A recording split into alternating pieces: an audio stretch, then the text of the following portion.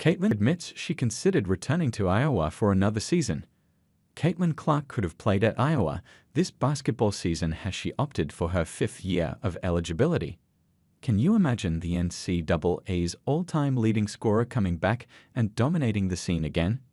It almost happened as Clark pondered the possibility early last season.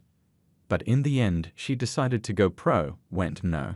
1 overall, and was the WNBA's Rookie of the Year. Seems like a good choice. It's crazy because of COVID. I could have actually gone back to school for a 5th year, Clark said on New Heights. Early on, yes, I was considering coming back. It's college, like you're there with your friends, and like the game's just easier.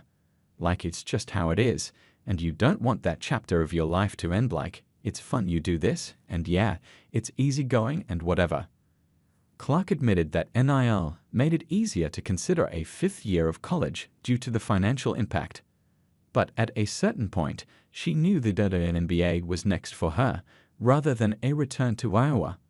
So I was like, kind of considering that, but then I got to the point where I was like, yeah, I'm totally leaving, Clark said. Like, I know this is going to be the end for me. I felt very content in that. And then, obviously, like I had a very good feeling that I was probably going to be the first pick.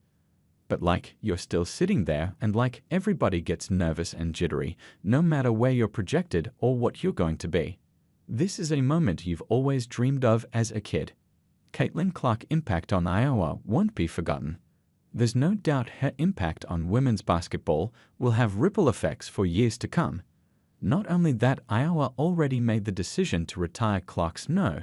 22 jersey this coming February. But before Clark started in the professional ranks, she was an absolute terror in college. She won virtually every award you could, while being named to all sorts of postseason teams recognizing the best of the best. Clark set the NCAA all-time scoring record, surpassing LSU's Pete Maravich in the process. She also set NCAA records for the most single-game assists, dishing out 15 in a game against Colorado in the NCAA tournament. She took the NCAA's all-time career field goals made record as well, doing so in the same game against Colorado.